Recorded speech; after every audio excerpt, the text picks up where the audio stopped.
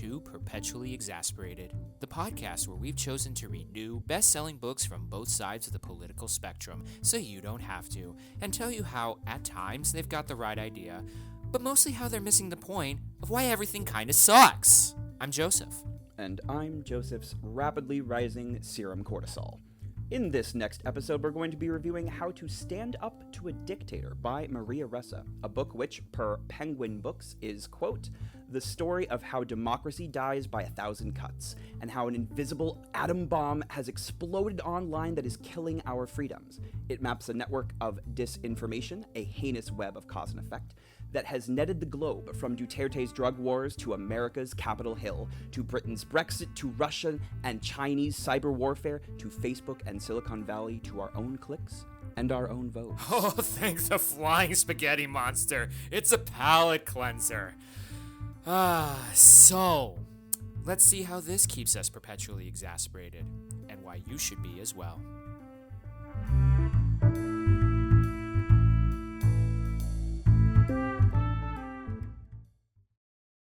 Alright, we're gonna wing it, just like episode 1, we're gonna wing it. It's gonna be fine, we're gonna wing it. Let's fucking go. I'm honestly not sure whether to be more or less worried about the current state of affairs after reading this.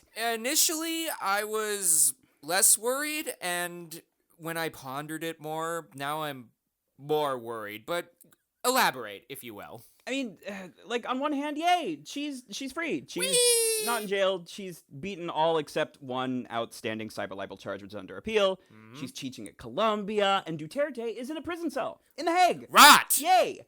Rappler has beaten the accusations of whatever they were accused of. Literally, and remains open. Just being mean to the government. Yeah, just nonsense, basically. Like, she's won a Nobel Prize, she's writing books, she's working with other international institutions to continue the fight for press freedom globally. Everything. It's okay. It sounds great. It's fine. It's working. She's not in jail. That's the best part of this. She's not in jail. She's teaching at she's teaching at Columbia. Why isn't she teaching at the Philippines? Well, exactly. Some things are good, but on the other hand, she is only in the United States with Philippine court approval. Her cyber libel case is still in appeals, and she could still be in prison for years if convicted. So you're saying it's not guaranteed that she's gonna win? No! It's technically she's been convicted, and the only reason she's not in jail is because she's on appeal. Oh, that doesn't sound as good. And, Rappler isn't gone, but it's still reeling from years of attack. Filipino press freedom is still desperately under threat. The face of social media has only gotten worse, and the things that she had to fight have only metastasized. That's pretty bad. The president of her country currently is Bong Marcos, otherwise known as Ferdinand Marcos II, the son of the dictator that she grew up under. He's president, his son is now president in the Philippines, and Duterte's daughter is vice president! Wait, okay, so the more things change, the more they stay the same? That's correct. And wait a minute, meet the new boss, same as the old boss? Yeah, things might be looking up for her personally, but her country is still in deep, possibly even worse trouble than it was when she was there, and now our country, the place where she's seeking refuge, is in the same trouble. So we're fucked. Maybe. I mean, okay, look, reading through this book, it felt like this was kind of a, hey, look at all this shit that I had to do. Don't do that. Do something else. And that's great, Maria. Yes, and you did a great job resisting to this point and continuing to resist. Please don't give up. Please just keep going. But we've already kind of brought this up in past episodes. Is it too late? I feel like it might be a little too late to change course on this because, press freedom here in the United States is in fact still under attack. The face of social media, as you say, is just getting worse. The fact that the worst case scenario is Donald Trump managing to find a way around the 22nd Amendment and assuming for whatever reason the courts decide to not do that, which is what they should do, our next choice then is J.D. Vance or Gavin Newsom? Fearless leader Gavin Newsom 2028, y'all. Or Donald Trump Jr. Oh God, is he thinking about running? Yes. Okay, so the thing is that on the Republican Party, assuming we don't take Donald Trump 2028 seriously, the three top candidates are J.D. Vance, Lil Marco Rubio, and Donald Trump Jr. Those are our choices. I gotta be honest, those last two just sound like something to make J.D. Vance seem less of a distasteful option. Sure. And like, yeah. That doesn't seem real. Yeah, and you would think that having an administration with historically despicable approval ratings would mean that all of those are laughable on their face, but then you look on the Democratic side, and you've got Fearless Leader 2028, J.B. Pritzker. Oh, God. And we occasionally throw out AOC, though honestly, she's probably going for Senate instead. Yeah, and she doesn't even necessarily have a great chance at that, because she has to seriously scale a political strategy that may not scale very well. So, like, aside from those 2.5 possible candidates, Zohran Mamdani is not eligible to run for president. Nope. And honestly, if I was him, I don't know that I would want to put myself or my family through that. No, fuck that. He won in New York, thank fucking God. Yeah, and I'm sure that is just the beginning of his fucking tribulations. Yeah. I bet the next however long the term of a mayor of New York is, it's just going to be him constantly having to figure out which of the 10,000 threats to his life are legitimate.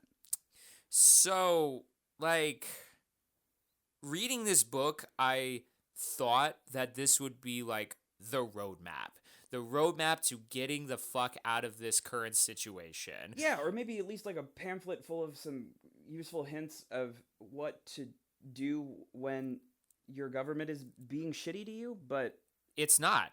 I mean, it kind of is in the sense that her pitch here is that there is no slow march out of this, that the only way out of it is a long, arduous seeking of the truth. Okay, but damn, that's bleak. That's real fucking bleak, because as we have found out with prior episodes such as Owned, episode 3, please hit like and subscribe. How do you overthrow the hold that the billionaire class has over information? Like, the only solution that we have come up with so far is by decoupling from social media, or at least current social media, and doing analog communication and establishing our own communities and whatnot. But that in itself is going to be a long and arduous march. And how are we going to get our news in the meantime from the likes of fucking CNN or, God help you, Fox News, which seems to be everywhere in the goddamn country, or MSNBC, which really is not doing anything much anymore? Just, what are we supposed to do? Well, I think I was very struck by how similar institutions in the Philippines were to institutions in the U.S. Like, I knew we were similar. I knew that they were a former colony, that U.S. culture and language were popular there. And I knew that it's basically been a testing ground for a lot of U.S. technology, but I didn't know they had, like, a Securities and Exchange Commission. Yeah. I had no idea it was that close. And it even kind of branches out to the media sphere. Like, they had the same old media, new media divide, and they had the same problem of new media essentially not having the same journalistic integrity as the old media, but acting with the same kind of authority and acting on behalf of a demagogue. Like, I knew that the Philippines was mini America. I didn't realize it was this effective as a petri dish. Yeah, but it really does make sense when you think about it. You have to think about how tight the grip of the United States held over the Philippines since we totally stole it fair and square from the Spanish back in the 1890s. And we've held on to it even after we allowed them to become independent post Second World War. Yeah. Yeah, but even then, this is the best example possible of what American imperialism looks like. That's true. This is the most subtle kind of imperialism. This is cultural imperialism. This is institutional imperialism, where you don't necessarily have to have the map painted one color. You just have to have the people and the state that they have elected in this particular case buy all of our shit, copy our constitution for the most part, copy our institutions that stem from that constitution for the most part, and just essentially be our vassal state. And the Philippines are not the only one. Look at South Korea. That's true. South Korea is a more dictatorial version of the United States, and they were dictatorial because they had North Korea right fucking there. Yeah. Look at South Vietnam before they got omnomnommed by North Vietnam. They were the same thing. Look at Japan right now. Literally the Japanese Constitution is just the American Constitution. Yeah, they just happen to have a ceremonial emperor to the side over there that nobody gives a shit about anymore. Yeah, but he gets a nice house and you can go look at it. But he gets a super nice house and the calendar is named after him. Yes. But aside from that, it's basically mini America. There are mini Americas throughout the world, especially the places that we have liberated. Oh yeah, I mean it's in some ways that's what is causing the trend of these like mini Trumps popping up all over the U.S. sphere of economic influence. Yes. Bolsonaro in Mexico, Maduro in Not Brazil. Oh no, you're right. I mixed them up. Yep. Because Mexico is AMLO, right? Mexico was AMLO and now Sheinbaum. But she's fine. But she's great. She's great. But yeah. But yes, it's like all of these different dictators: Maduro, Milei, Bukele, AMLO. Well, no, even before AMLO, it was ELN. What the fuck was his name? Oh yeah, the really corrupt one. The guy nobody fucking liked in Mexico, and he was like really handsome.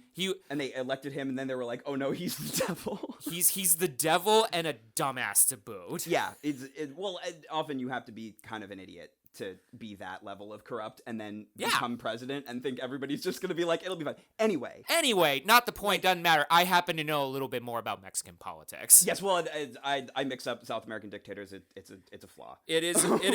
This is the unfortunate truth of what we are taught and what we are told here in the United States, where South America is just a blob, an amorphous blob of generally puppets. Yes, well, and it's in a circumstance kind of like that Africa is, where its boundaries were established more by the vestiges of colonial politics than also by true. Actual people thought about how not to go to war.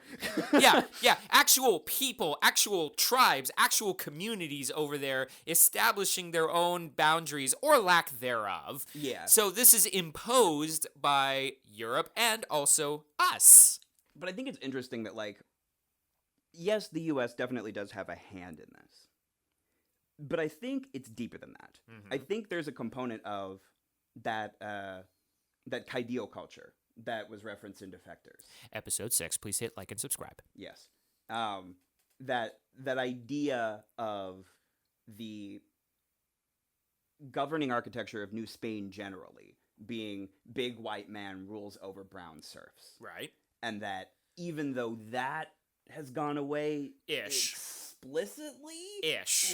exactly, that there's still a strong culture of just yearning for a big white man to fix everything, or a big man who talks like the white men that they're used to. Right, and that comes from Defectors, where the big white man, or at least the big man, is the winner. Yes, yeah, the yearning for the strong person to save the country. And I think it is striking how pretty much everybody in the story of Philippine aristocratic politics has a very obviously Spanish name.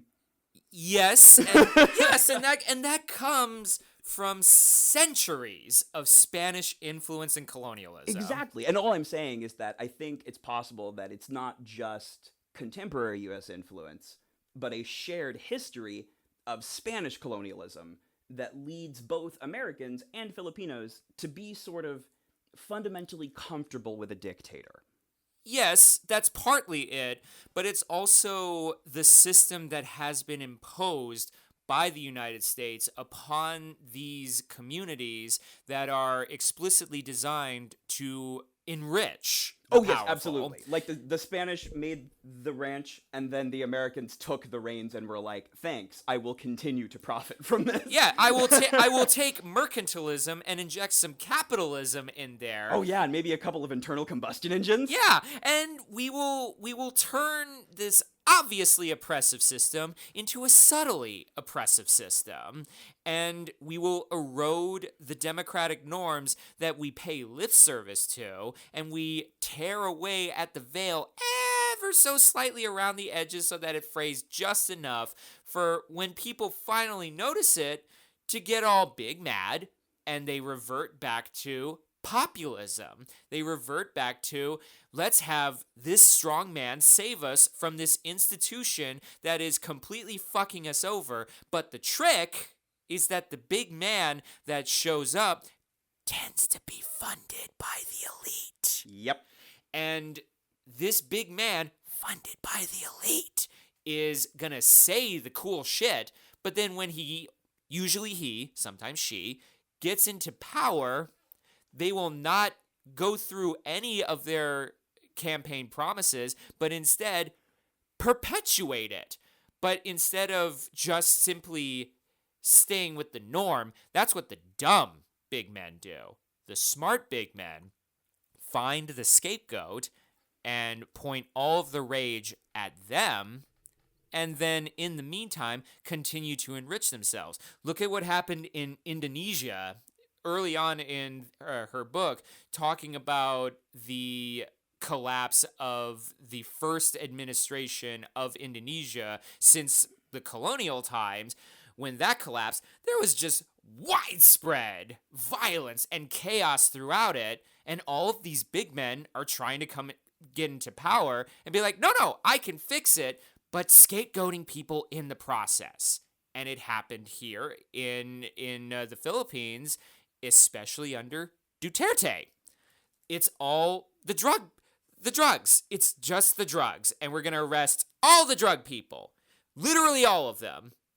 And a couple of people on the fringes of the drug people. But maybe some orphans. But they're involved with the drugs. And therefore, because the drugs drug orphans. Because the drug orphans are bad, because they're drugs, it's fine. And you know who else is going after like drugs and whatnot?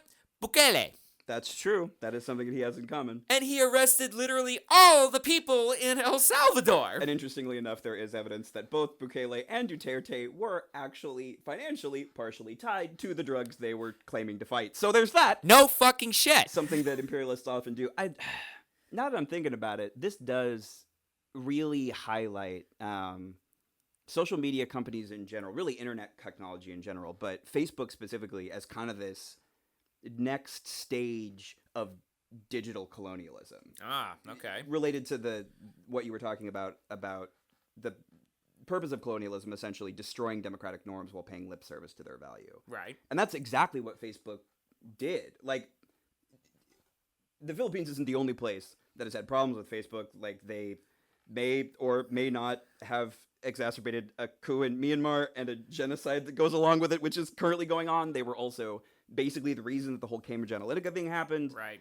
And it just seems like the next step, once it's no longer socially acceptable to literally go there with guns and knives and kill their elected representatives we don't like, we just provide them with a tool that allows people to pretend to be credible and destroy any semblance of democratic government. Yeah, and they find especially fertile ground in these areas like the Philippines, where I don't remember the exact statistics that Maria gave us, but it was somewhere around like 90% of Filipinos were on Facebook. Yeah, because it was, for some people, the only way they had access to the internet. Because of what is it, internet.com? It's that Facebook thing where they would basically give you a phone with free internet, but the internet was only free if you were accessing Facebook. Yes.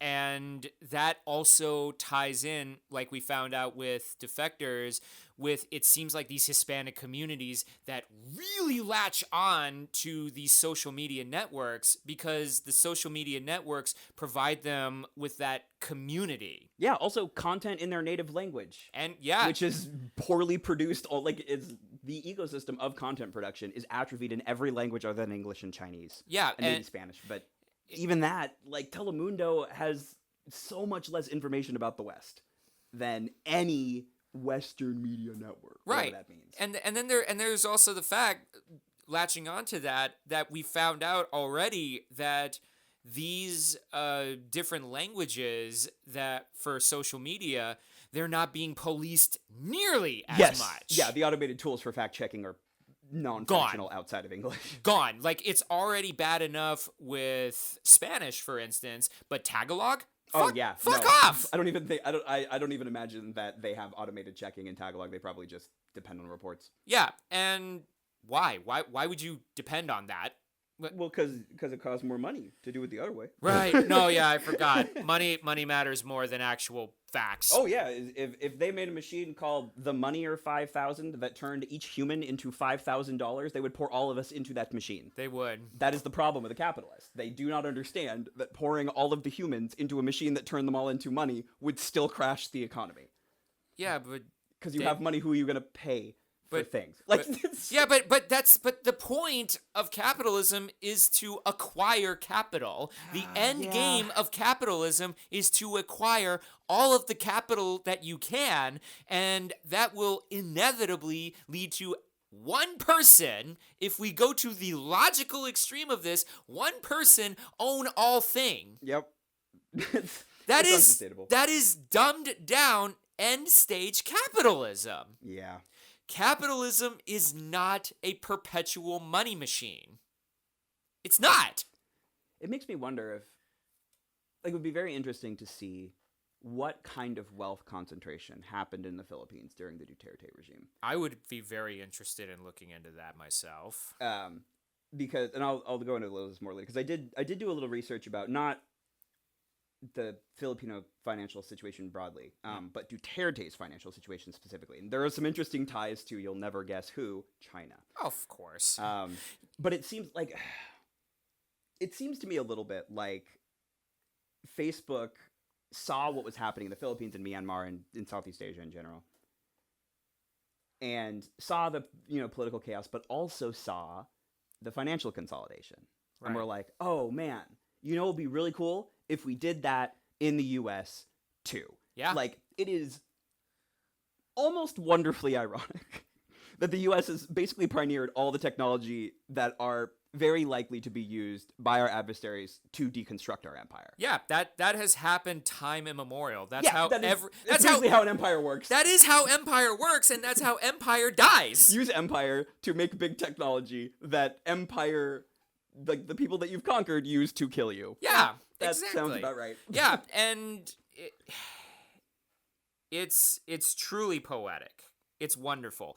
And it's not even done, at least at the time. We can assume it wasn't even done at the time for evil reasons. Like, this, no, probably not. This wasn't... We love conspiracies around here. Conspiracies are fun. Conspiracies make things nice and simple. But this... Like, we will go on and on and on about the Heritage Foundation, for instance. But in this case, with Facebook at least... This wasn't even a grand plan of theirs to overthrow the United States government and the democratic norms. Nope, just sell big advertisement money. That was their plan. Sell stuff, get more money. That's it. They, like you said, used the Philippines and other places outside of the United States as testing grounds to see if it would work in the United States. And lo and behold, it fucking worked! Yeah, not only did it work, it seems to be a pretty convincing motivation for profits. Like, oh man, nothing scares me more than the fact that she wrote this whole book and didn't mention generative AI once. Yeah, not once. Yeah, because she didn't have to deal with AI throughout the majority of her career. Well, exactly, which means, but not just that she didn't have to deal with it, but that she did, like, she wrote this book because I think it was released last year. Yeah, I think it was late last year. So it was just when the specter of just how heavily leveraged generative AI would be likely to be in politics was coming. So it's a threat that has been evolving since she wrote this, and her outlook was already a bit bleak. Yeah, but generative AI to us is basically what social media was to her. Well, exactly. It's a profit it's a profit driver to drive these companies to continue to profit from destroying our governments. This despite the fact that I think recently I've heard that Mark Zuckerberg was talking to a bunch of investors, and he was talking to them about the profitability of Meta's AI. And he was basically saying, hey, so this thing that we've been pouring so much fucking money into for quite a while now, and you keep wondering, hey, so when is that going to make us money? So we're going to keep pouring money into it for a while. Yeah, and maybe eventually money will pour back out. And I think Meta's stock price dropped by like 10% as a result of that, if I'm not mistaken. Well, and but what not frustrates me, but infuriates me is that problem is a problem that I guarantee you, not necessarily Mark, because Mark's not really this smart, but somebody who he has hired at Facebook, I imagine, is looking at elections and being like, this is the single most profitable use case for generative AI that I know of right now, to create unlimited amounts of false propaganda. Yeah, I mean, we're already seeing the beginnings of it with this administration. Well, and we've already even seen beginnings of this strategy before Gen AI existed. That's what Putin's government's whole thing was, just make a fake video of you being gay. Like, that was his whole strategy against political opponents. Yeah. And now he has a machine that can, if he just asks it, can you please make me a video of my opponent being gay, it can do it in HD. I don't know, man. I liked this book because I think she is a brilliant person. Yes. But nothing about what she said gives me any hope or really... I don't know, man. I'm running out of things to say because there is nothing to say about somebody who's basically like, here's the thing, my country went through what your country went through, and it was fucked, and now I live here. Yeah. Yeah. Like, what the fuck am I supposed to do with that? Live somewhere other than the United States while it goes through it? Well, exactly, and like, I know that that's an option, but I don't know, that's not really the solution I'm looking for right now, because the ability to change a system is eroded significantly when you leave. So here's the thing. Have you noticed how we started with our palate cleansers being like, oh, thank God, we have something smart, and it's giving us actual information. And now we're still just like, well, that's cool, but fuck. Yeah, like, it started with Owned, where Owen Higgins correctly laid everything out for us for the tech billionaires, and we were like, okay, Owen, what's the solution? And the solution is make billionaires not exist. And we're going, okay, bet. I guess I'll get my noose. Like, what? Yeah, and what is that? Yeah, I can condense your response even more. Cool. Exactly. And then we have after that Paula Ramos's Defectors, where it's like, okay, so we can't ignore all of these Democratic voters that have, been taken in by the Republican Party because of all of these traditions. So we need to start campaigning for them, bringing them back from the brink. And I'm going, dope. Yeah, I'm like, I want to give her credit. She did give way more concrete action items than anybody else has so far. Sure, fine, yeah. And And she is a journalist. She's not a politician. So it's reasonable that her area of concern is the media. And it's arguably what's most under attack in our political system right now. And she does, like, her plan is basically create a robust, decentralized, quote-unquote, communities of action-based, Right. independent media environment. And it is worth noting that basically the right did that, and now they have power. They did do that, but they were also funded. Oh, well, yes. I mean, yes, they were funded, and we can talk more about the money in a second, because I have some concerns. But from a, like, she did give some advice, and her advice is basically, do not allow them ever to get a unilateral handle on truth. Always be a voice saying, no, they're lying, that isn't true, and be decentralized enough that even if they kill one of you, they can't get all of you at once. So basically what we're doing, but more. Exactly. And I imagine thanks, that Maria. In some ways it feels scary to us because that is not an easy solution. Yes, but as we have also said in past episodes, there are no easy solutions. Exactly. That's so done.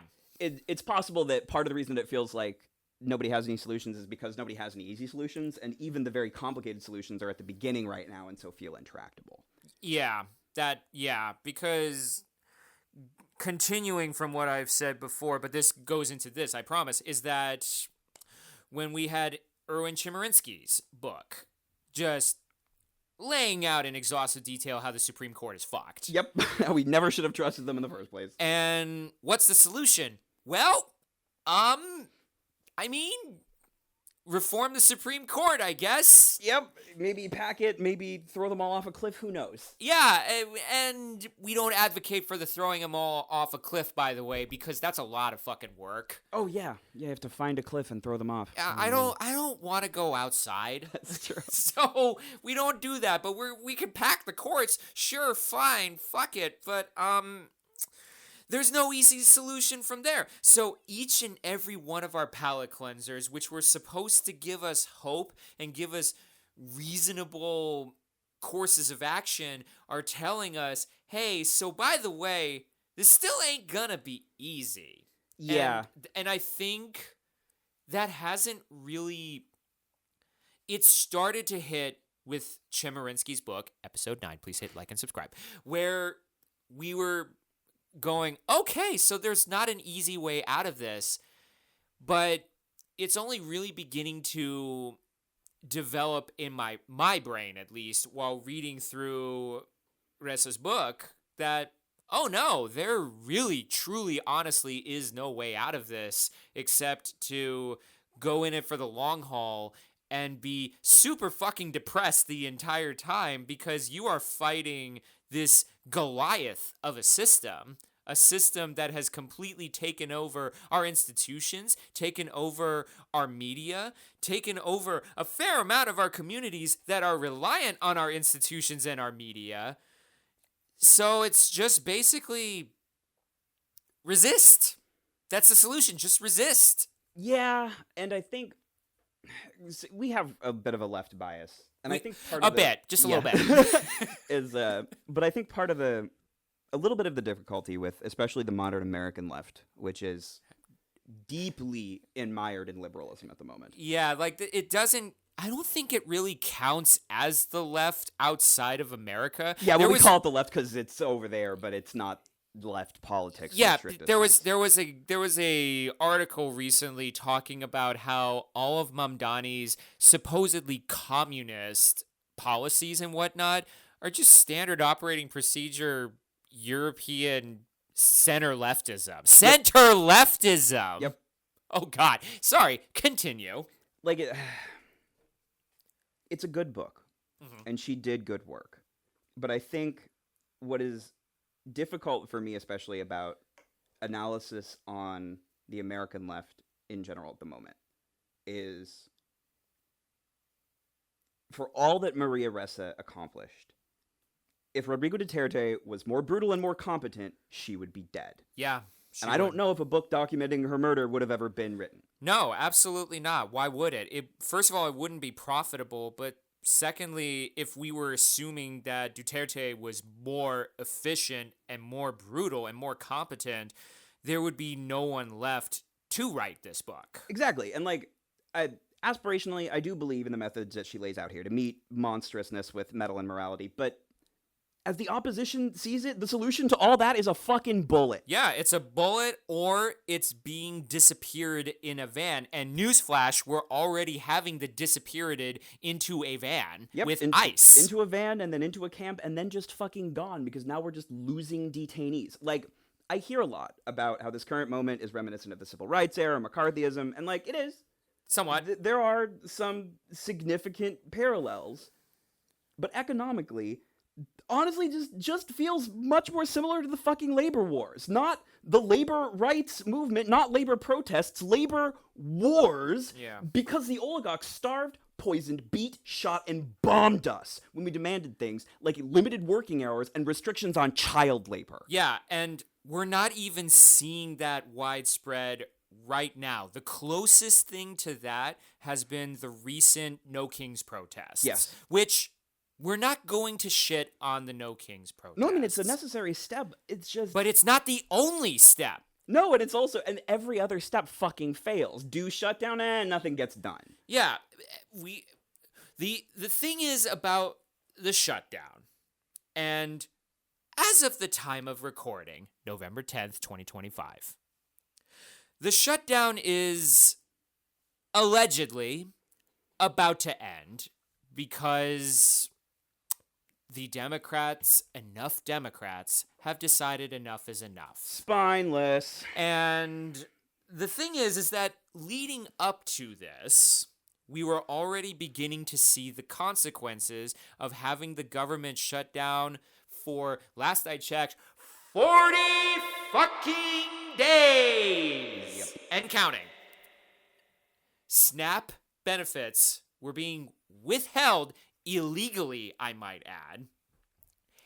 And ATCs, air traffic controllers, were resigning en masse because they were working and not getting paid for, can't stress this enough, 40 fucking days, and they weren't being allowed by the Department of Transportation to get second jobs, even gig jobs like in Uber and Lyft, which are not great, by the way. No. You would still not get enough fucking money for that. We were already beginning to see the consequences filtering down. I mean, for fuck's sake, we were having airlines being told, hey, reduce your capacity by something percent right before Thanksgiving, which is when most of us are doing our traveling anyway. Where were the protests? Where were the Democrats organizing protests by very angry voters saying, hey, reopen the government, but let us keep at least some of our relatively shitty health care? Nowhere! Oh, they were somewhere. They were on social media. Performing for the fucking bots. God damn it. Even, like, I don't remember what her name, but the token transgender member of the Democratic Caucus, I can't remember. Sarah McBride.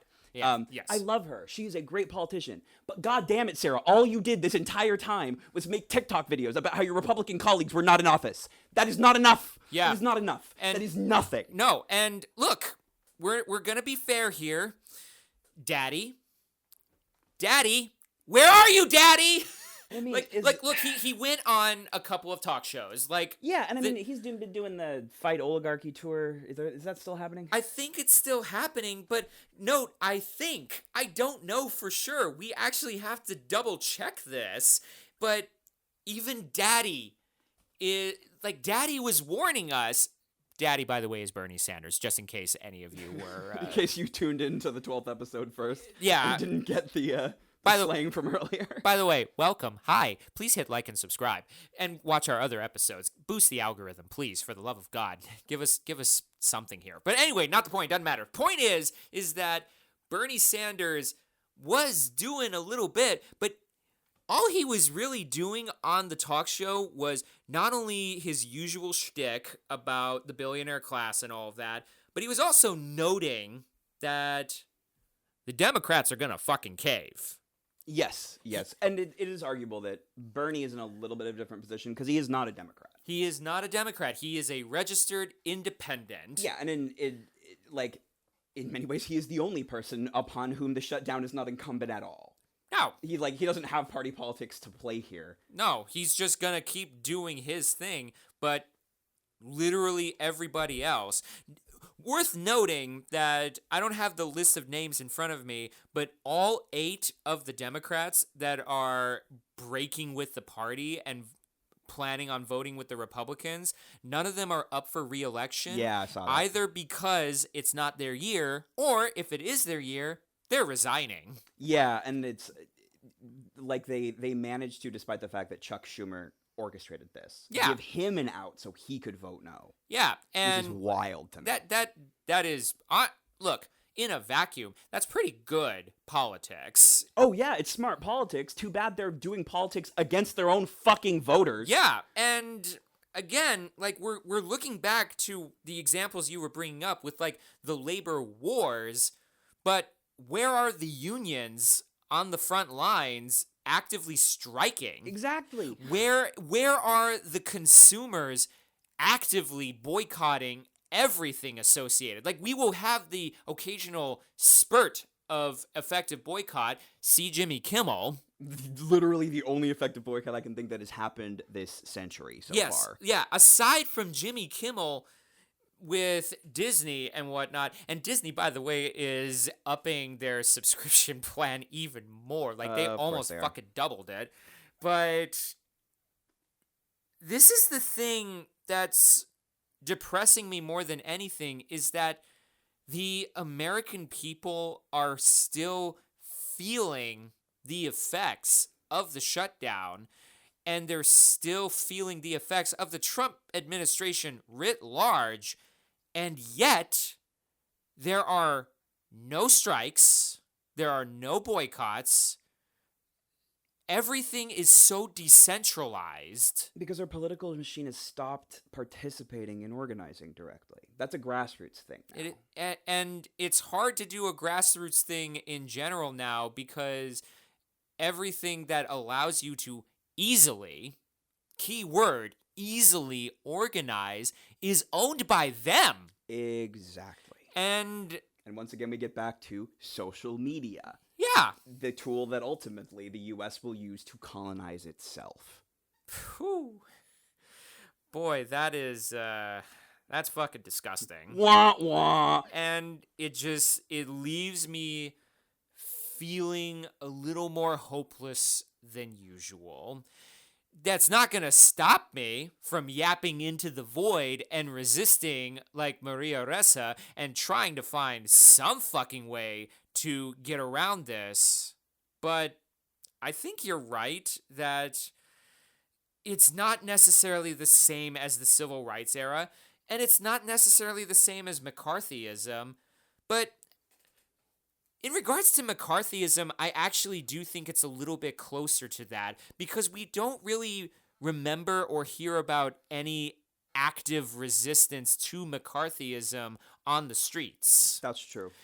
The resistance to it came from when Joseph McCarthy and his acolytes went too far and started going after the military. Yeah, and that's always a bad choice. Always a bad idea. But nonetheless, though also, it is worth noting that McCarthyism overlapped with the Korean War. That is also true. So part of the reason that people weren't in the streets about McCarthyism is because they were in the streets about the Korean War. They were in this, yeah. But you're right that in many ways, the kind of impotence that we see from the opposition is very reminiscent of McCarthyism. Yes, and there's also, and this is what I'm getting at, there is also an impotence from the American people themselves. Yes. And this is not to take a shit on them. It sounds like it. I know it really does sound like it, but hear me out here. I understand why the American people are not, organizing on the streets regardless of what's being thrown at them, it's because they can't afford to. Literally. Yeah, cannot afford to. They're being given a drug that gives them the impression that they are still participating in politics, called social media. Yeah. You can do just as you can spend just as much time participating in politics on social media and make zero impact in a way that you would not have made zero impact if you had been in reality doing real politics. Yeah. And this is not just a consequence of social media is that tool being used, but it's the latest tool being used in the entire ideology and system of liberalism. Yes. And this comes from an episode of Thought Slime that I recently watched. And it was in regards to why do liberals bend over backwards to praise Charlie Kirk, for instance. Yeah. And that episode went more into the idea of the decorum of it. But it was also a mindset that liberalism has that can be best summed up with the book The End of History by Fukuyama. Or Fukuyami, I probably got the name wrong. But the point is that this mindset assumes that liberalism is the default. Liberalism is the norm. Any deviation from that, the extreme, will be automatically corrected. Yes, by some natural force because that thing is worse. Correct. And the marketplace of ideas will always trend towards liberalism being the best choice in the market. And therefore, it does not need to be defended. No, it does not need to be defended. It will automatically resolve itself. Yep. And that deviates, or rather, we here in the void that we're yapping into deviate from that a bit. We ascribe to a different kind of mindset, which thinks about perpetual struggle. We have to struggle to not only achieve our rights and achieve our privileges, but we have to struggle to maintain those rights and maintain those privileges and resist any other ideas that come into being. And the idea of liberalism is with the marketplace of ideas that even if these ideas are horrendous, it is in fact a good thing that we have these ideas be aired out into the public. And in fact, it's even better if we make it as widespread as possible, because in this theory, the people are going to listen to that and go, no, that's a terrible idea. I'm not going to buy that idea. I'm going to buy this safer idea. The safer idea being liberalism. And so, going back to what I'm saying, I have become more convinced than ever that the American populace as a whole has been given to call back to Brave New World by Aldous Huxley, Soma. Yeah. And Soma... Social media really is Soma. Social media and liberalism is Soma. It is a drug. Well, it's liberalism is whatever the... what was it? Because Brave New World, the people who ran the society had a word for their philosophy, right? I'm trying to remember. Or I might be thinking... No, I'm thinking of 1984. You're thinking of 1984. NACSOC or LibSoc or something. Yeah, DemSoc or something DemSoc, like that. that's what it... Yeah. But, it's... You're right. It's basically the philosophy and the drug of the society from Brave New World. Yeah, the drug the drug from Brave New World pacifies the population, even in this absurdly hierarchical society. As long as you freely take this drug, Soma, you chill out. Yep, but you're not happy. You're not. Things aren't good. Right. You're just fine, yes, despite them sucking. Yes. And that, ladies, gentlemen, and everybody in between, is what we have to contend with. We find ourselves wondering why we had our, like, 8th grade English teachers having us read Brave New World in 1984, being like, look at these idiots. They have no idea what they're talking about. This is old problems. And here we fucking are. Here we fucking are. Liberalism and social media in particular is our soma. Yep. We are being drugged, metaphorically, into thinking that while things are not good, they will resolve themselves. Yes, or someone else who knows better than us will resolve them for us. Either or. And the thing that we have to do is snap out of the liberal soma mindset. I'm going to call it liberal soma. They're going to hate that. They are going to hate that. But you know what they also hate? Everything, man. Well, yes, they do hate everything. But what they hate in particular is when I bring up this term, you're going to love it. Oh no, is it going to be blue MAGA? Well, yes, but also, manna. Make America normal again. Yes! Yeah, you're right. MAGA versus manna. And that... Heck versus heck. Yeah, that's it. That's where we're at right now. Well, because it's the hyperwealth thing, right? Yeah. Like, ultimately, if the leaders of whatever, no matter what your movement's principles are, if the leaders of your movement become the sole arbiters of morality and culture, the morality and culture you end up with is going to be fucked up. Like, Correct. hyperwealth, defined not by, like, how much money you have, absolutely, but how much money you have relative to your neighbors and, like, people you work with. It is, by nature, corrupting. Like, when you have 100 billion times as much as somebody else does, it starts to gnaw away at that fundamental part of your mind that tells you that you aren't really any better than anyone else and that you need to cooperate with people to be successful, and replaces it with this synthetic sense of, like, genetic moral superiority. Yeah.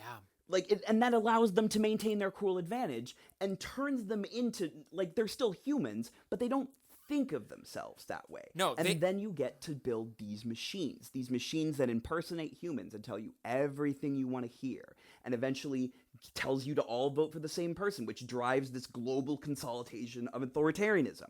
That rot working away at the minds of weak people, being like, hey, you know what? You actually are the most special person in the world. You deserved all of what you have. You are the most superior, smart person in the world, but all they actually are is superiorly cruel and foolish. Sounds a little bit like a drug, doesn't it? Yeah, a drug that turns us into sheep and them into wolves. Yes. So... Or really just sheep wearing, like, goofy wolf's teeth and then beating the shit out of other sheep. Not even really being a wolf, just acting like a dick and be like, "No, I'm a wolf, bitch." Yeah, like, and I'm gonna make a terrible joke here. So Duterte's war on drugs, right idea, wrong drugs. You're so, but that literally is true in the sense that a society whose drugs are literally physical chemicals. Yeah, you're gonna get overdoses, but you're not gonna have people voting for the flying spaghetti monster. No, that's what social media does. Social media is the drug. Maybe it's like, you know what MK Ultra is, right? Oh yeah, maybe that was the end point. They tried all these drugs and were like, maybe we can just get a computer to do it. It was too early, but literally that is the drug that they were trying to make in MK Ultra is fucking TikTok. You know, it is. We're gonna go down this rabbit hole a little bit, like. It is kind of psychedelic, isn't it, social media? Oh, especially now with the generative shit? Absolutely. Yeah, because now you're seeing shit that doesn't exist. Oh, yeah, and having to play So, I've probably mentioned this before. I'm not exactly schizophrenic, but I'm, like, on the spectrum of people who sometimes have difficulty telling what's real. The medical term for that is psychosis. Right. I don't use social media for the most part anymore for this reason. Yeah. Because I'm playing the game of is this real in my real life fairly often, because I have decent amount of like you're high functioning. Yeah, well, but I have like a decent amount of benign auditory hallucination. So I'll hear something and be like, "Was that a real thing I heard, or is that just my brain making sounds?" That is what the experience of social media is like 100% of the time now. Yeah, and I cannot imagine how mind-fucking it is for someone who doesn't spend all of their time already being like, the world is trying to trick me. if you believe that things that seem real are real, this is worse than acid. This is worse than acid. This is perpetual bad trip. Yes, because with acid, if you see a snake on the wall, you can be like, A, snake not real, B, snake will wear off when the drugs do. Yeah, but social media doesn't wear off. No, because everyone else around you is taking it even when you stop. Right. So first of all, you have to stop. You have to quit cold turkey, which is what both of us have done. It does kind of suck at It's first. really hard. It sucks. It really fucking sucks. But I have to admit, ever since I actively stopped being on social media and I am doing my best to limit my access to social media, I feel better.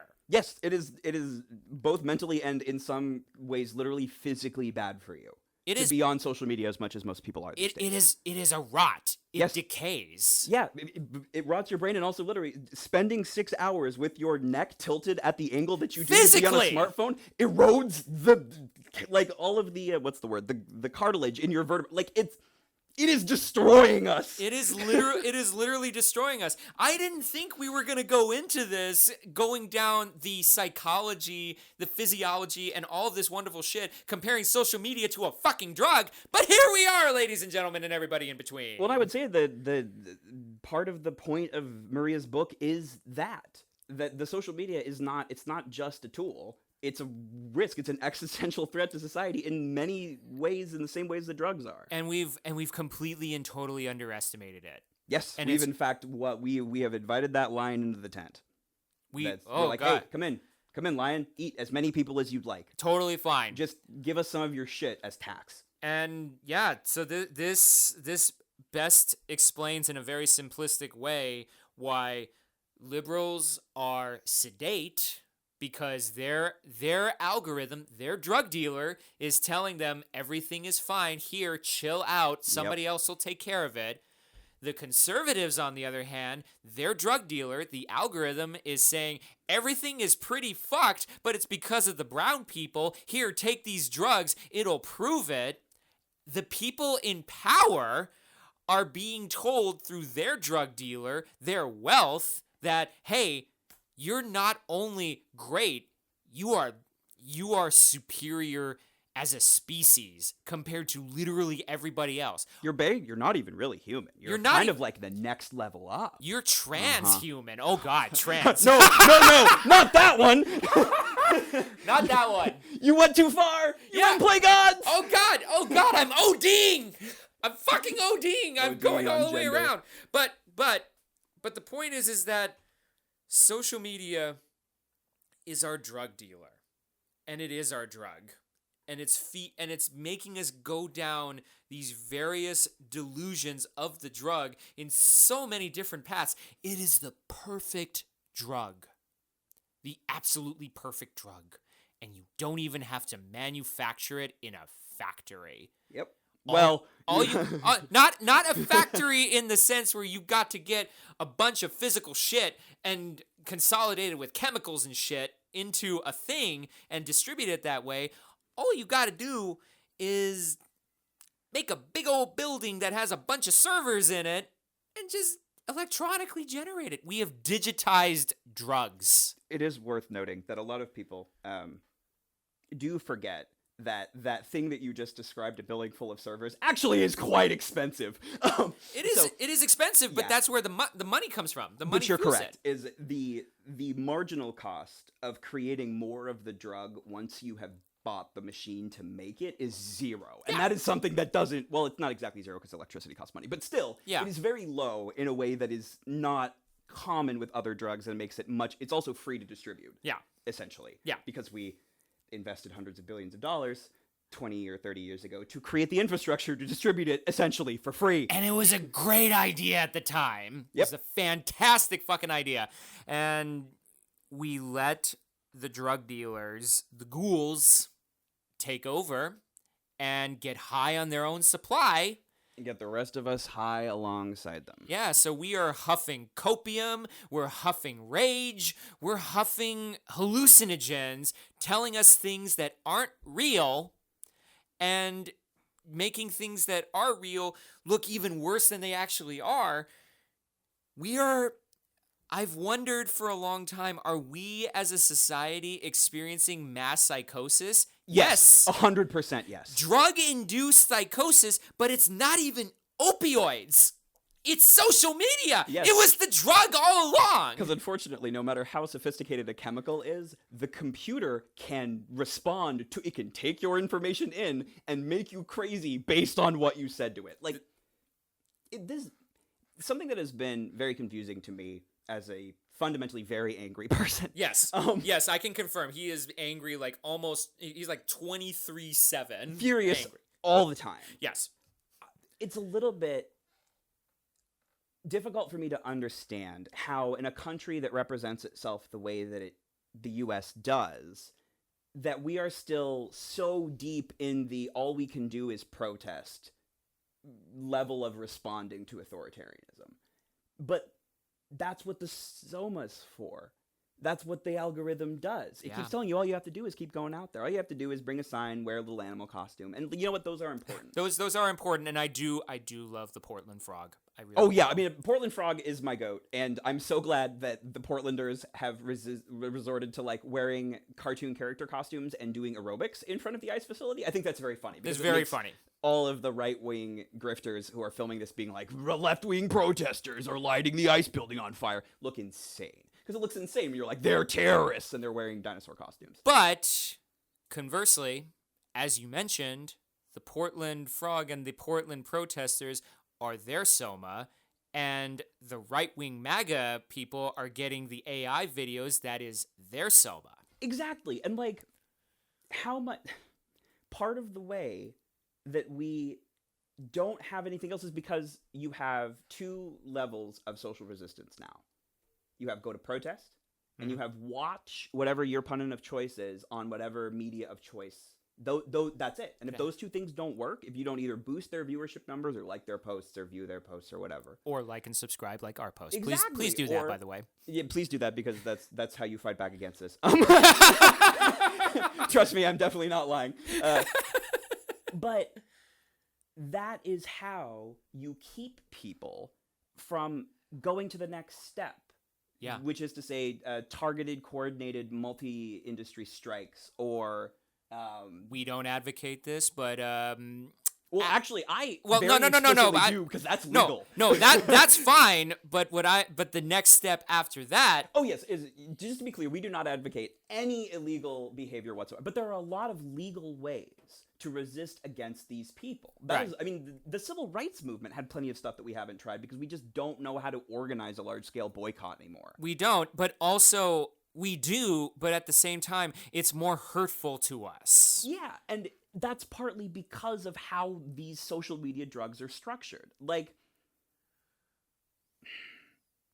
and to be clear again, not advocating any illegal action, but the founders may not have been gods, they may not have even been geniuses, but they were men who had just fought a war against a king. Yeah. And not just against a king, but against the companies by which the crown maintained a monopoly on trade. That's true. Really, the revolution was a battle against self-interested, lawless despots and the multinational corporations that they controlled. Also true. The point of a legal system is to make violence unnecessary to resolve disagreement. How degraded can the legal system get before we have to realize that operating exclusively within it will not lead to victory? Right. Effective resistance is always illegal in an authoritarian system. Right. I don't think now is the moment yet, to be clear. I don't think we are even close to the point where we need to start defending our neighbors with weapons. Yeah. But just as Maria Ressa points out, it's generally too late to prepare for something once it is already happening. Yeah. And if you wait for the water to boil before you jump out of the fucking pot, you will be frog soup. Yeah. And that's the big $1 million question, isn't it? Yeah, what do we give the frog to get it to jump out of the pot? Fun fact, that is a misrepresentation of science. You know how they got the frog not to jump out of the pot? Did they sedate it? They lobotomized him first. Oh, that's a higher level of sedation. Yeah, it turns out that when you lobotomize the frog, he doesn't jump out of the pot and boils to death. Golly! If you don't, he's just like, it's hot, and jumps out of the pot. Which is to say, we are not frogs, we are lobotomized frogs. Jesus. God, I hate that word so much. Look, I don't know where the line is. I mean, I kind of know where the line is. The line is when the drugs wear off. Like, when the lib-soma wears off and we get into a situation where we're not only not happy, we're not only not comfortable, we literally cannot live. And that requires a standard of living that is so bad that it makes it more worthwhile to actually throw away a stable life, because this is what resistance requires. Resistance requires you to throw away a stable and comfortable-ish life, give or take, and willingly accept the fact that you are going to be in extreme discomfort for a very undetermined amount of time. And that was why in my head I'm going, I hope that this shutdown lasts through Thanksgiving into Christmas, and fuck it, go ahead, Moses Mike, keep the government shut down until the new year, because I want people to feel how fucking awful it is. Yep. And the problem is that, as of now anyway, it's not confirmed as far as I know, but it's more likely than not that the government's going to reopen again, and even though things are still not going to be awesome, we're going to keep taking that soma. And that soma is going to prevent us from going on strike, getting beaten in the streets by police officers, running out of resources because we are boycotting a lot of things, and because we're going on strike, we don't have an income anymore, so we can't buy the things. And when a strike or passive resistance goes on long enough and the powers that be don't like it, they're going to bring out not just the batons, they're going to bring out the guns. Yep, and the microwave cannons and the gas and the water cannons and it's just going to be a completely awful time for everybody involved. And by the way, if things get too existential for the powers that be, I've pointed this out before and I will point it out again, the powers that be have nukes. Yep. And have been building bunkers to show us that they're willing to use them. Yes, they will be willing to use them if they perceive an existential threat, but it's also looking like an existential threat is the only thing that's going to get us out of this. Yes, well, and I will say, as much as I'm a little frustrated with the Democrats about especially how they messaged around this fight. Or lack thereof. I do think that it was necessary to do what they did here for one reason. Okay. Which is that, so the ACA subsidies are going away. Right. They just are. Like, they got some concession through the shutdown that they're going to put it up for a vote or something, but it's not going to pass. No, it's not going to pass because that's just how the legislature is arranged, period, full stop, end of story. So those are going away. Right. But the shutdown basically made Republicans and Democrats and the insurance companies all admit that those numbers were very explicitly because of a change made in the 25 legislative Big Beautiful Bill. Mm-hmm. And people now know that that number is going up because of a Republican change. And not only do they know that that number is going up for that, they know what that number is. And do I think it's good that probably 5 to 10 million people are going to drop off their healthcare? No, absolutely not. Of course not. But what would you call the ACA, but SOMA? something that doesn't regulate the price of how much people are actually having to pay to get medical care, nothing that improves the availability of medical care or the availability of medical education, just something that protects the profit margins of the insurance companies. That's true. Now, I would be more willing to give the Democratic Party, I refuse to do Democrats. Yeah. No, I'm resisting that fucking soma. But I would be more willing to give the Democratic Party credit in regards to thinking long-term and thinking, you know what? We're going to take this short-term pain and we're going to ensure that this short-term pain costs our opponents. And so when it costs them, we will swoop in and we will create something better. Yes. But that is the part that keeps me from being completely 100% like, you know what? Fine. I'll see where this goes with them. Because where is the something better? Yeah, they're doing the fucking Republican thing of like, oh, I don't like Obamacare, so we're gonna get rid of it. What are you gonna do instead? Kill ourselves. I don't know. Yeah. So here's the thing. If, for the sake of argument, we had a party that was in the same position as the Democrats, where they don't have any power whatsoever in the legislature because of the system, that's fine. But the entire Democratic Party was full of daddy. Yeah, or just like people who weren't obviously stupid or corrupt. Yeah, but let's be in our ideal world and say everybody, 40-ish senators, for instance, and however many representatives are variations thereof of daddy, Bernie Sanders.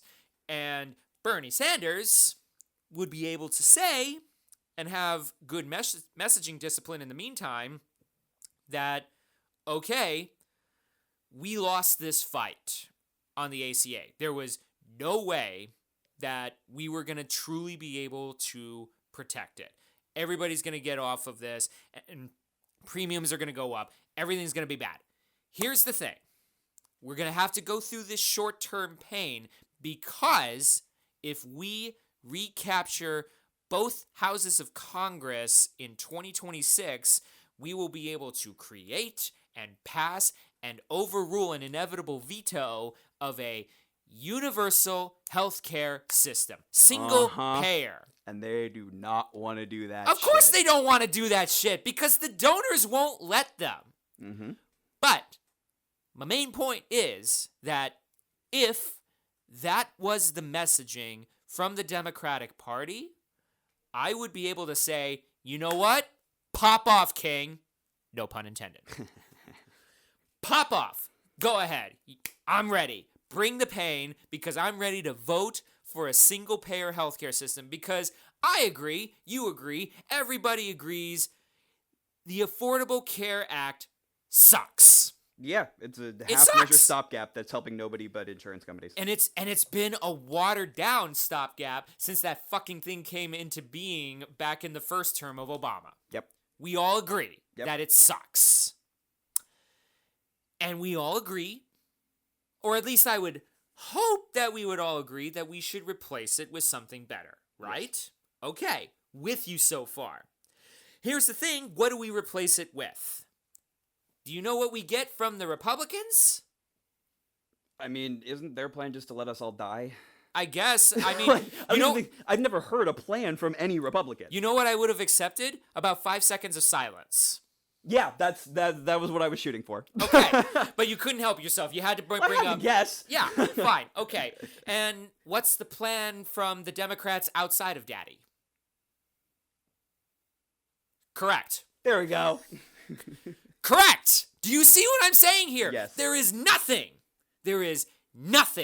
to look forward to. Not a single fucking thing. And this is why I'm not willing to give them credit on anything in regards to this shutdown. Are you correct that this has the potential to have something worth fighting for in 2026? Yes, the messaging is right there. The fields are ripe and luscious. Just sow those seeds of socialism in there, and we can have something amazing. But Instead, what do we have? Just the Democratic Party generally. Yeah, and what are they saying? Nothing. Yeah, they're saying Trump bad. Trump bad. Trump okay. bad, we better. Okay. How? Well, not Trump. Not Trump. We better. Not bad. Elaborate. We better. And then they explode. And then it's like, oh fuck, we got to clean up this fucking mess. But like, there is no messaging whatsoever from them on what made this entire government shutdown worth it. What you just did a couple of minutes ago is so much better messaging than what is coming out of Chuck Schumer's office right now. Yes, and to be clear, what I mean by giving the Democrats credit is I think they get credit here in the same sense that a cow gets credit for fertilizing a field. Do I think the Democrats are going to plant the seeds? No, absolutely not. But I do think the big Democratic cow just shit all over this field, and that those of us who have a mind to actually do something about it may be able to leverage this shit for use. Okay. That's all. Yeah, you are 100% right. I don't think that the leadership, A, did this to make any change, or B, that if they noticed that there could be change to be made, would do it. Yeah, no. You are 100% on that. Right. So, I guess my message to all of the Democratic voters out there is be like, you know what? We agree. The ACA sucks. We absolutely 100% agree with that. Is it better than what we had before? Yes. We would also like to point out, for those of us who remember, that what we had before was even fucking worse. Yes. It was so much worse. So, what do we do instead? And, hey, there's this guy in New York fucking City who may have an idea or two. We can't get him into Congress. We cannot.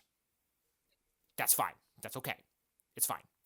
But we have some really fucking old, cranky white dude in the Senate and some not quite as cranky and nowhere near as fucking old, but also kind of cranky brown woman in the House. She's getting crankier by the day. She is getting crankier by... I fucking hope she's getting crankier. That. And hey, she might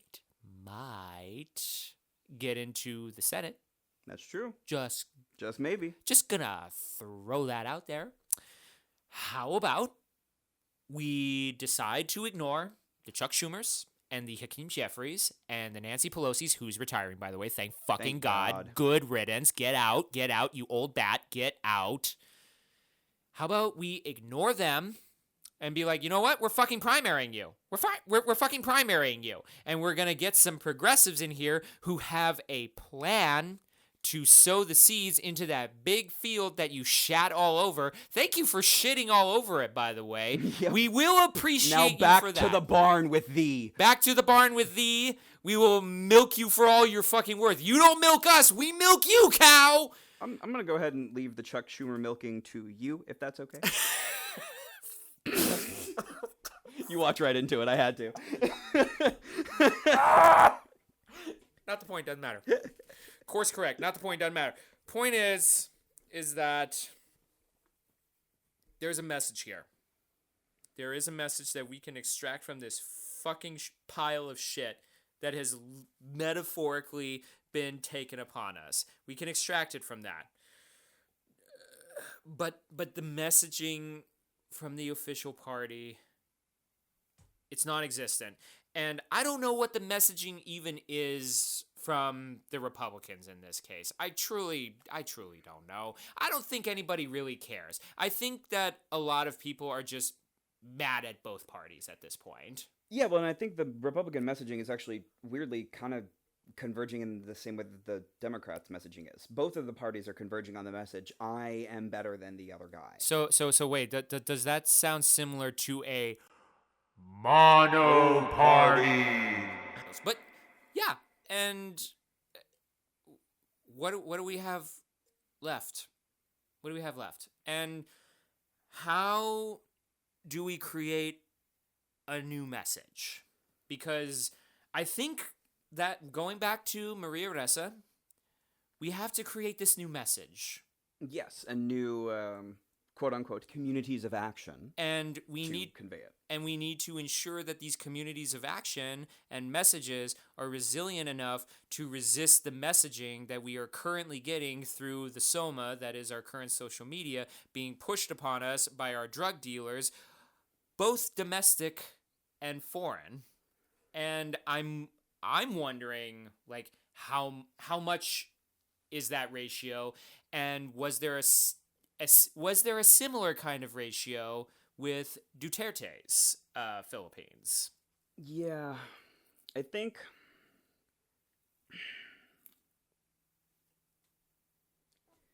the tricky part with all of this is the degree of consolidation in our communications.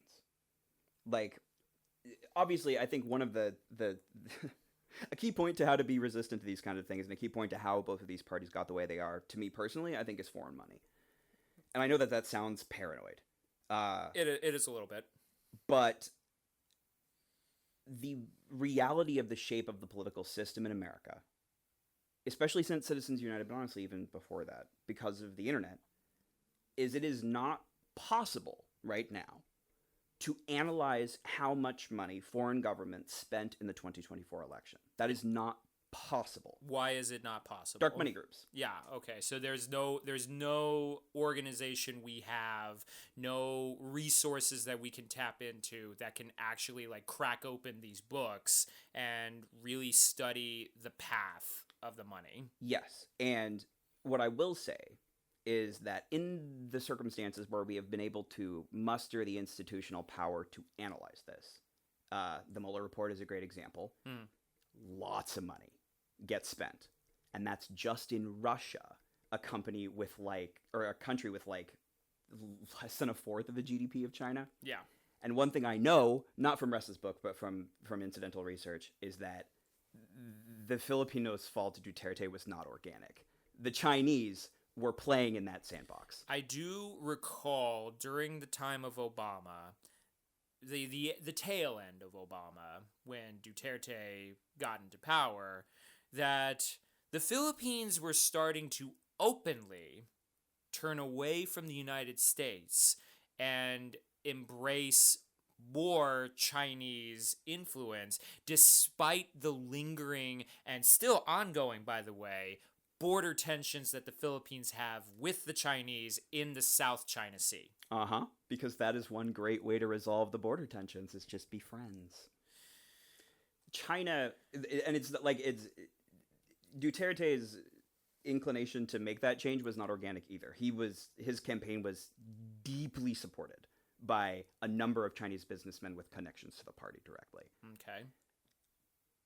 I think that it would be not just irresponsible, but flatly naive to imagine that China just did this and didn't learn anything from it. That they actively, with intentional spycraft, destroyed a country's ability to democratically elect a leader in a country that is known to be a testing ground for technology meant for the U.S. Yeah. Were wildly, unbelievably successful, so much so that if what happened in the Philippines happened in the... Can you imagine how unbelievably good it would be for China if Donald Trump went to the fucking Hague? No, that would be incredible. Especially if they could, in meetings in back channels in Africa, be like, oh yeah, we literally did that. We did that to America. Boy, Africa would be so on board. Oh yeah, I mean, and especially rightly given so. that we have already been sticking our everything in their everything for more than a century. So we well deserved.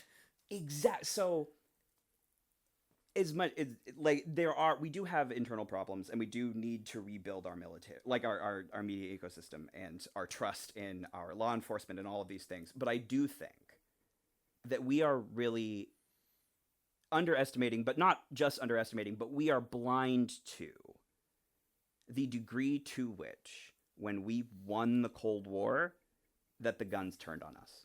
That when we won the Cold War, for us in America, the Cold War ended. Yeah. For everyone else, all the rest of the 94% of the population that doesn't live in America, the Cold War just changed, and we became the only adversary. So it is because we crowned ourselves king, and we're a shitty fucking king. We're pretty bad at this. We just are.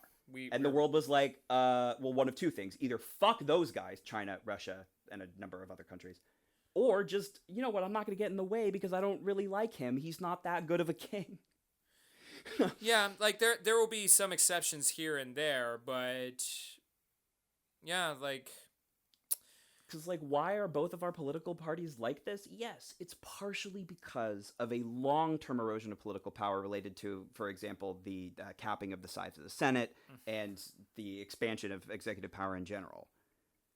But a big part of it has been how we get our information, which has been, like, what has changed most significantly between now and 1970? How easy it is for Russia and China to get information in front of the average American consumer. Yeah, because we don't have a Walter Cronkite anymore. We don't have any truly, not just truly unbiased, but unbiased with a big enough platform media network to give us the news. I mean, most journalism has done away with what they called the separation of church and state, which was the separation between the editorial and the business parts of that's just gone now. Yeah, because they're beholden to their revenue. Yep, and often to their billionaire owner, who's like, oh, well, separation of what now? I own everything. I bought everything. I own everything. You do what I say. But no, this is, you rightly point out that this is something that has been in the making since, honestly, midway through the Cold War. Absolutely. No. I think probably midway through the Cold War, but I would say once Chernobyl exploded, and basically everyone in the world knew that the Soviets were going to lose the war. I imagine all over the world, people are like, okay, so America's just going to be king? We're just going to let the Americans shit on us for the rest of...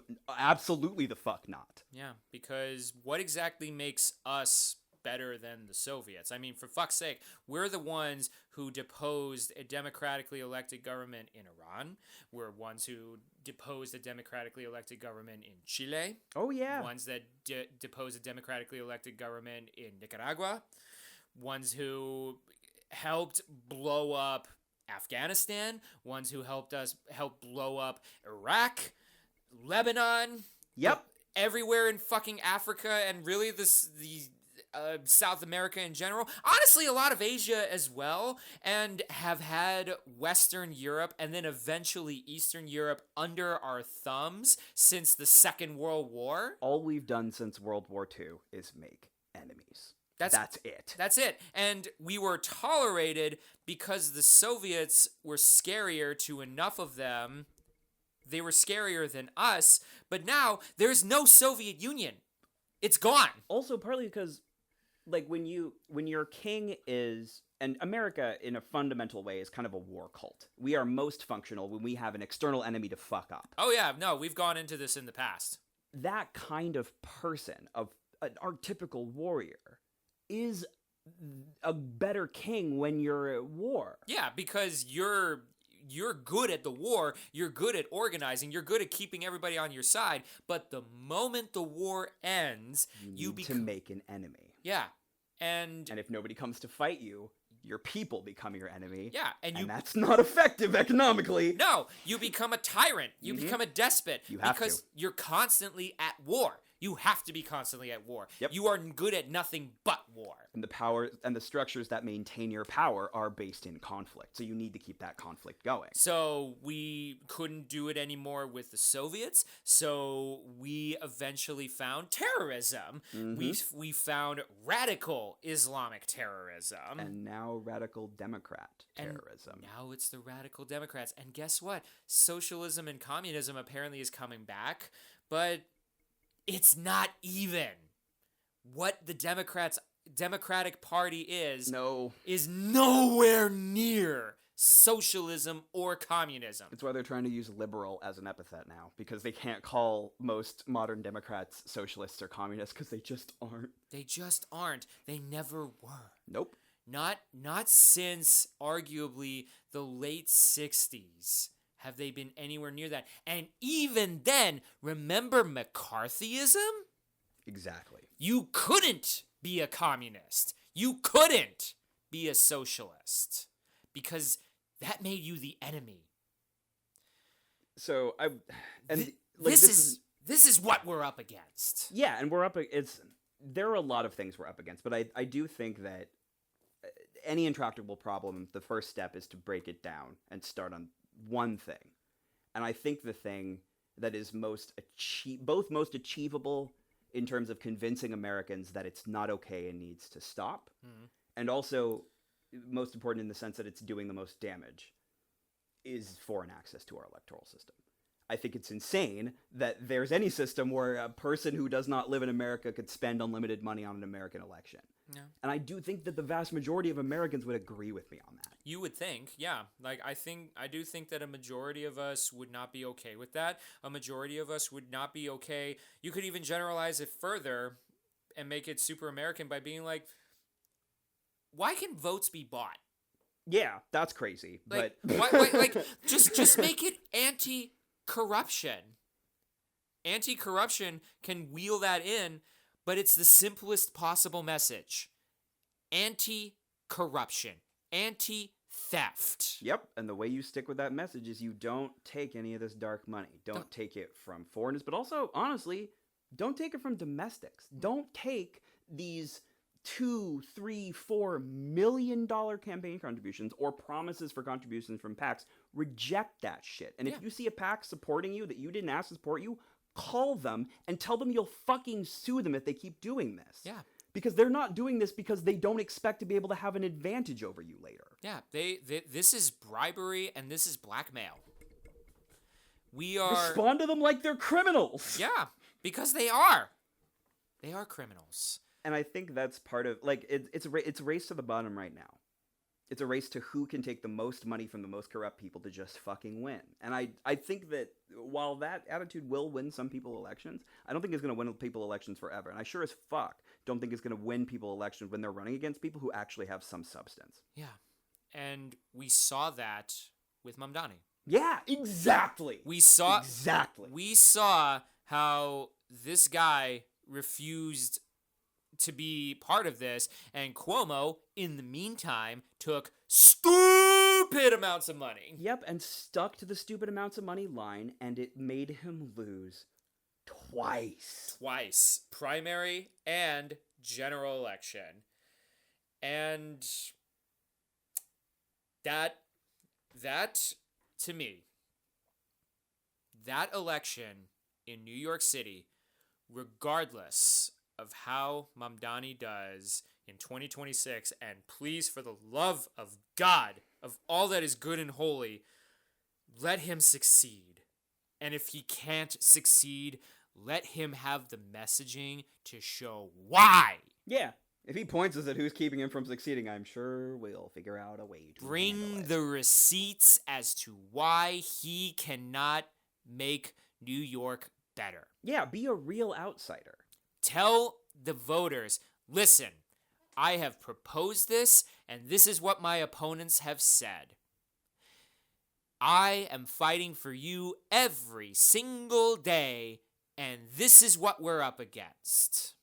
And in a campaign where you don't take millions of dollars of advertising from whoever, or millions of dollars to pay for a spot on a TV show, what you end up doing instead is getting a base of actual fucking supporters who actually canvass, who actually make calls. And when you post online, hey, this New York board of whatever guy is getting in the way of you guys getting these buses that you voted for and deserved, they get out and go, what the fuck? Yeah. Because that's why modern politicians don't have any fucking support, because now they campaign to robots. They campaign to robots and they campaign with robots. Mm-hmm. Mamdani did something different. He went back to the field. He talked to actual people. Yep, and managed to run a campaign like that despite the fact that he was participating inside of these broken media environments. And that's my point, is that yes, the media needs to get its shit together. Yes,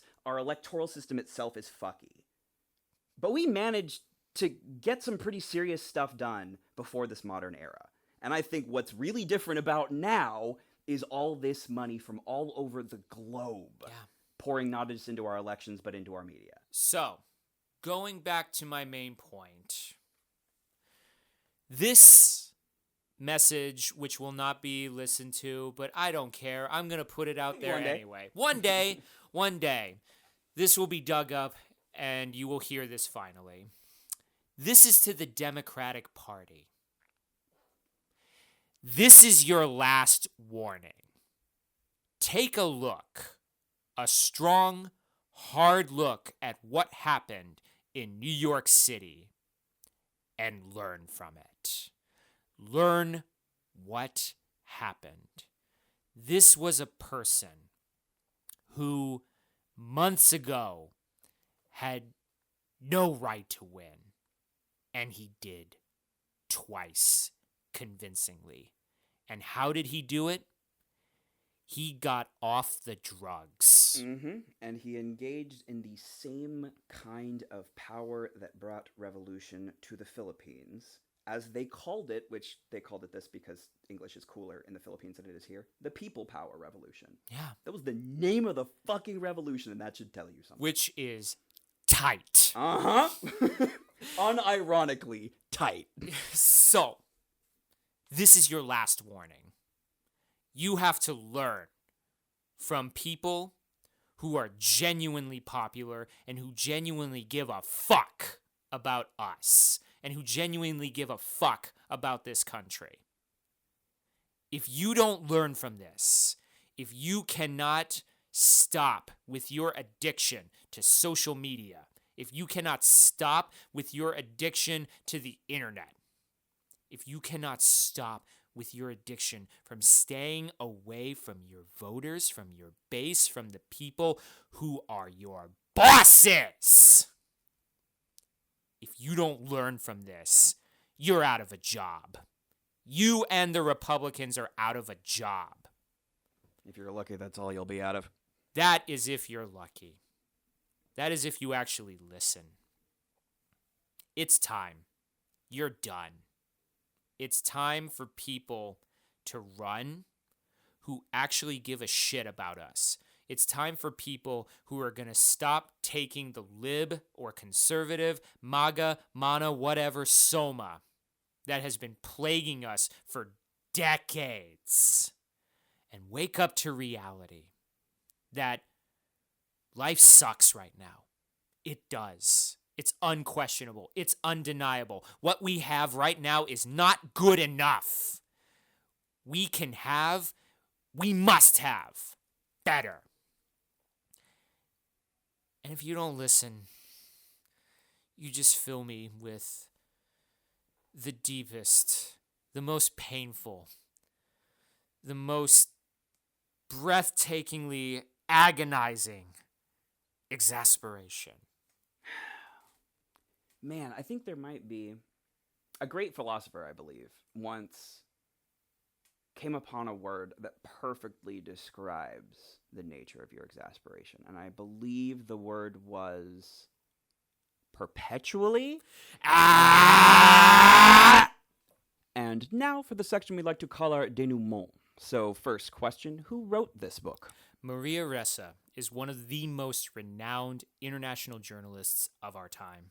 For decades, she challenged corruption and malfeasance in her native country, the Philippines, on its rocky path from an authoritarian state to a democracy. As a reporter from CNN, she transformed news coverage in her region, which led her in 2012 to create a new and innovative online news organization, Rappler. She was awarded the 2021 Nobel Peace Prize for Rappler's reporting on the Duterte regime and beyond. Second question, why was this book written? A warning. This is Cassandra's prophecy. This is what's going to happen in the United States of America. The Republic of the Philippines, during Maria Ressa's time there, was the breeding ground, the testing grounds of what we are experiencing right now. And it is also a warning that even though she has survived, even though she was resilient, she is still dealing with the consequences to this day. And the fight for her is not over. So this is a warning that there are no easy solutions. If it's not too late already, the solutions that we have are going to take years of work, hard work to reverse the trends that have brought us to this point. And this is, while it is in some cases a step-by-step, here's what we have to do, more than anything, it is a reminder to us that there are no easy solutions to this, and we must be prepared for the fight that is happening right now. Last question, should you read this book? Absolutely. Yes, please. Please read it. She's so cool. She is honestly a titan of journalism, and while most of us likely can't hope to live up to her example, we have something to learn from her, who, after all of this, is still deeply embedded in the fight against global fascism. She is someone who has proven to be incredibly resilient. She is a hero we must aspire to be. And even though we will fall short, that's okay. As long as we try, as long as we follow her example and take ourselves off of the soma that is social media, that is institutionalism, and actually bring ourselves into reality and resist every step of the way, this march towards fascism, maybe there's hope yet. You must read this book.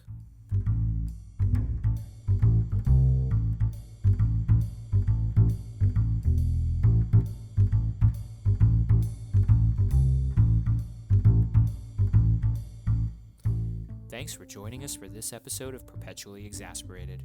If today's conversation got you thinking a little bit deeper and a little more exasperated about everything, we want to hear from you. Give us a like, leave a review, share the show. Please send your feedback, thoughts, or questions you'd like us to answer in your comments. Next time, we'll be reading and talking about Turnaround, America's Revival by senior Oklahoma Senator James Lankford, billed by Horizon Books as, quote, a powerful challenge from Senator James Lankford to pay more attention to who we are rather than just what we do. James's practical leadership ideas will encourage you to live your faith and find impactful ways to serve our community and our great nation. Until then, be critical, be skeptical, and remember, it's okay to be exasperated and to think outside the binary political spectrum presented to us. Stay safe, friends.